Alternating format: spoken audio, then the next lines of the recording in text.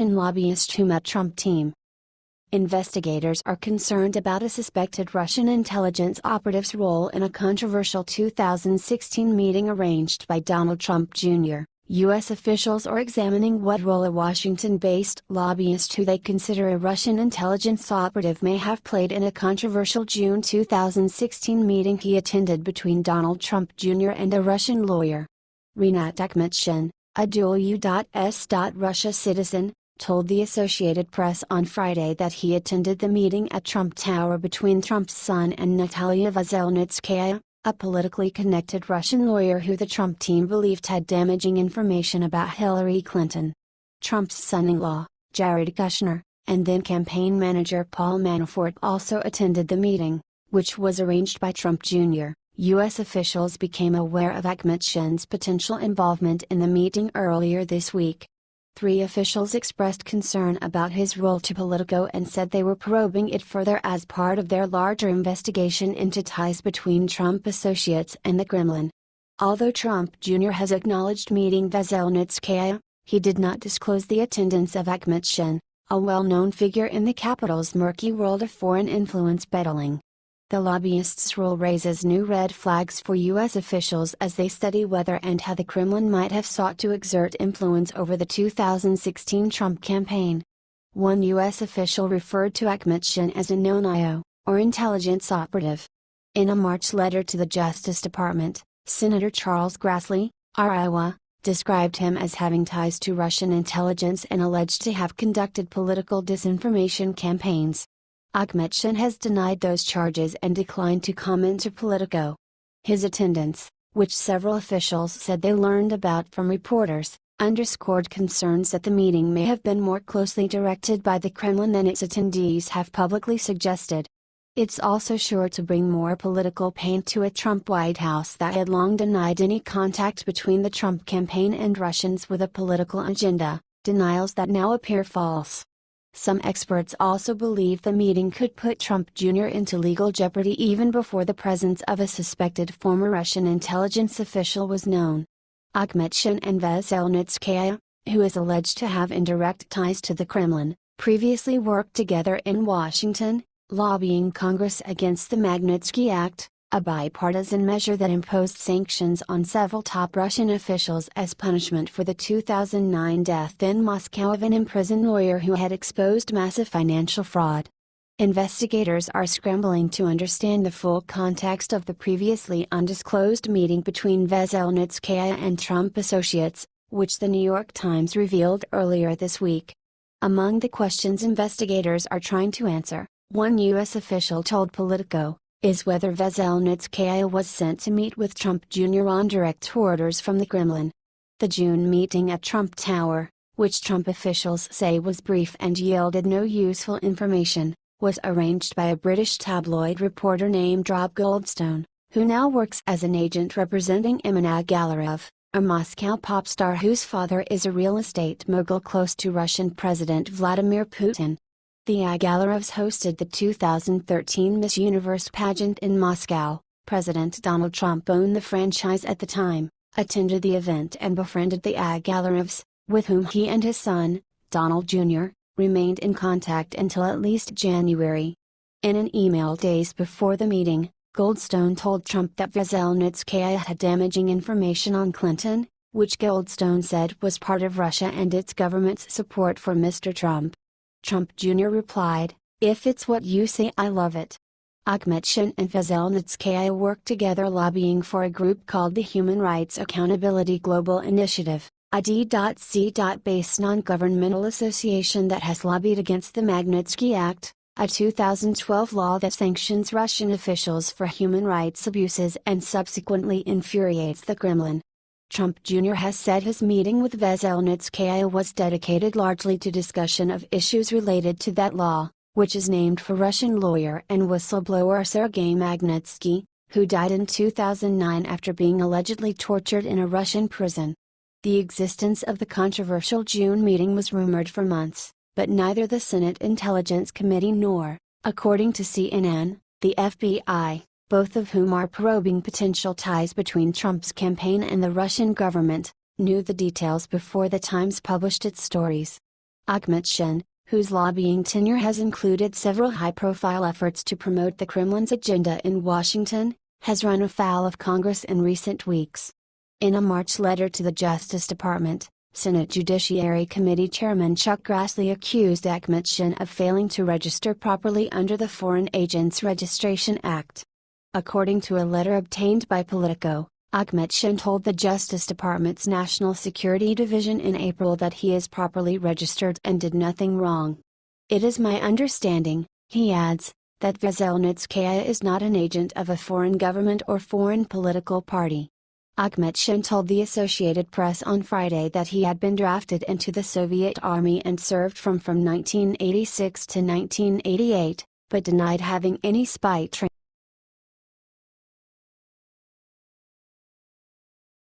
GOP leaders plead with senators to hold their fire on Obamacare repeal.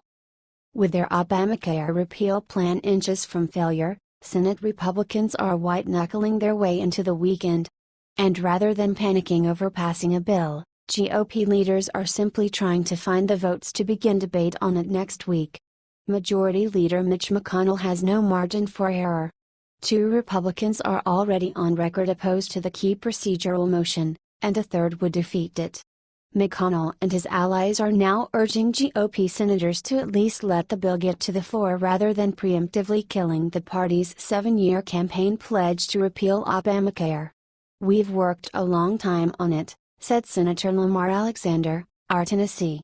"We've got a responsibility to address problems with Obamacare, and if people have better ideas, they'll have a virtually unlimited opportunity next week on the floor to make amendments to the bill and try to improve it." Republicans view a successful vote on starting debate, expected to be held as soon as Tuesday, as a victory in its own right, even if the bill dies down the road. Their strategy is to go one vote, one day at a time. And each day that a third senator, or pack of senators, doesn't oppose the bill, it's one day closer to an overall victory. Leadership also may be hoping that once the bill gets to the floor and faces a final vote, GOP senators will be unable to resist the pressure to repeal Obamacare. One Republican compared the strategy to New England Patriots coach Bill Belichick's infamous On to Cincinnati press conference, in which the coach ignored criticisms of the team's 2-2 start by repeatedly focusing on the next game in Cincinnati. The Patriots went on to win the Super Bowl. The White House is also working to get waffling senators on board with repealing Obamacare, which would give President Donald Trump his most significant legislative victory ahead of the August recess. Seema Verma, who runs the Medicare and Medicaid programs and has emerged as a key administration resource for the Senate effort, has been walking senators through the details of how a state stability fund in the bill, now with $182 billion, can help states drive down premiums. She is also attending the National Governors Association conference in Providence, RI, this weekend and is expected to pitch governors on the amount of flexibility HHS can give them. Vice President Mike Pence is also at the NGA meeting and is scheduled to meet privately with Arkansas Governor Asa Hutchinson and Nevada Governor Brian Sandoval, both of whom have raised significant concerns about Medicaid funding cuts in the bill and have sway with their GOP senators. One new problem has also emerged since the latest version of the bill was released Thursday. It is unclear whether only states that accept an amendment from Ted Cruz to allow insurance companies to sell policies that don't comply with key Obamacare standards would get access to $70 billion in new funding to drive down premiums. The amendment may have to be rewritten, further delaying the process, according to sources familiar with the matter. Republicans say McConnell will force a vote to start debate even if he knows it would be unsuccessful, which would force Republicans to decide which might be worse, Democratic attack ads for repealing Obamacare or anger from the conservative base and President Donald Trump if they abandon the cause. McConnell canceled a scheduled vote on the bill last month when it became clear the votes weren't there. But this time, Republicans say, McConnell wants to get people on the record and bring some finality to the Obamacare debate that has hung up Senate action for nearly 2 months. There will be a vote, I'm pretty confident of that, said Senator Richard Burr, RN.C. Everybody has to be responsible for the result of not doing something, on Obamacare. Shortly after the modified bill was released Thursday, GOP Sens. Susan Collins of Maine and Rand Paul of Kentucky reiterated their opposition. Republicans assume Collins and Paul are never going to get to a yes, leaving leaders with no option but to get every other member of the GOP conference on board. There were some signs of progress for leadership Thursday. The modifications won the support of Cruz, who said he would vote to allow debate to start, assuming his amendment remains in the bill, and moved Senator Dean Heller from a hard no to the undecided column. About a half dozen other senators said they were undecided on Thursday. It's much better from the standpoint of those who want to get to yes, said Senator Roger Wicker of Mississippi, a close McConnell ally. Much progress has been made. I think we can open debate. We've got to bring the bill up. There's a lot of movement toward yes. GOP leaders are also noting that under the special procedural tool Republicans are using to repeal Obamacare without threat of a Democratic filibuster, any senator can offer an unlimited number of amendments to the bill. On Monday, the Congressional Budget Office is expected to release a score of the Senate bill, providing fresh fodder for wavering senators to join the bill or jump off. The CBO is expected to score the bill without the Cruz amendment, and release an analysis of the amendment later. That could force the Senate to vote to start debate without an analysis of the whole bill, another political quandary for already jittery senators. I want to see the CBO score and see what happens, said Senator Shelley Moore Capito, RW.VA, who declined to say which way she was leaning. We're trying to get to the Medicaid issue more deeply, so I need to get into that in more detail. And there's still the whole Cruz amendment. Senator John Thune, RS.D., said that the chamber would potentially use information from the Trump administration to evaluate some of the bill if it takes CBO too long, particularly the Cruz amendment. That could provide fresh ammunition to Democrats' argument that Republicans are bypassing long-standing Senate norms to muscle through their repeal bill. His amendment probably will take the Congressional Budget Office a while to score. We'll probably get feedback from HHS, Thune said. We'll see what they come back with.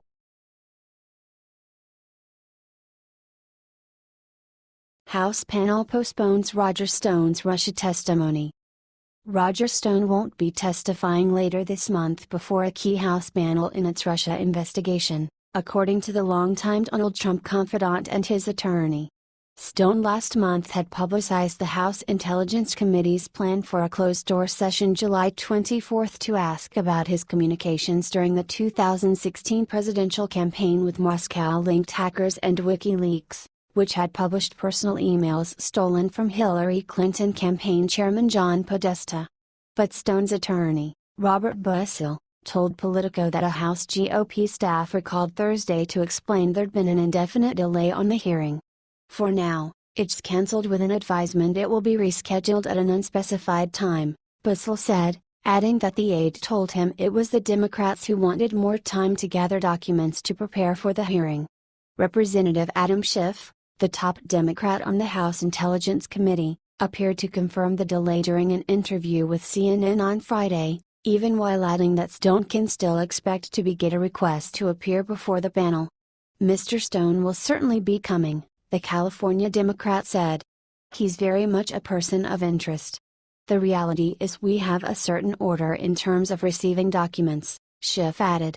Our decisions on schedules are made on what's best for the basis of the investigation. Stone, a longtime GOP operative and one of the youngest members of Richard Nixon's 1972 re-election campaign, has also drawn the interest of the Senate Intelligence Committee, which started collecting documents from him in May. But the Senate panel's GOP chairman, Senator Richard Burr, also said last month that he wasn't sure yet whether he needed to call Stone in for a hearing. To bring anybody in for an interview or for a hearing, you have to know what it is you want to ask them. We're not there with Roger Stone.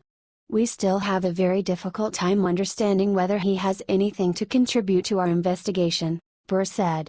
Stone during last year's presidential campaign was one of the most public of Trump's current and former advisors to talk about communications with Russia-linked affiliates.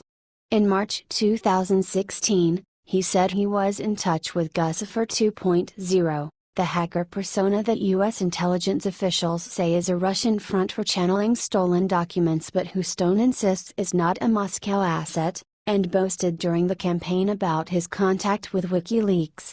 He also predicted on Twitter last summer that an October surprise was coming to disrupt Clinton's campaign, suggesting as well that Podesta would face scandal shortly before his emails started appearing on WikiLeaks. Stone has nonetheless insisted he's innocent of any collusion with Russia. Appearing Thursday on Alex Jones' InfoWars program, Stone criticized Democrats for pushing back the hearing date. "Justice delayed is justice denied," he said. "All of these hapless Democrat simps on the committee had no trouble in a public session defaming me, accusing me of being a traitor to my country, accusing me of being in and orchestrating the WikiLeaks disclosures, a complete lie, but they will not give me my day in court. I'm outraged by this decision.